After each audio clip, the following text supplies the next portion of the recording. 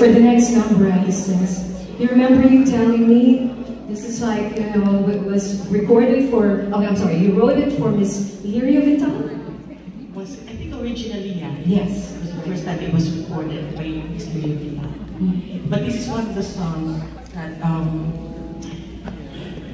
I hope some of you can relate to. You know how sometimes we are looking for something, but we're not exactly sure what it is. There's something missing in our lives. Although you have a good job, you have nice cars, you seem to have everything, but sometimes we just feel that there's a void. And you know what? That's, at least from my own personal experience,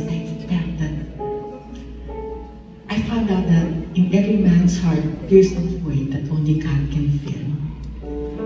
And this is what the song talks about.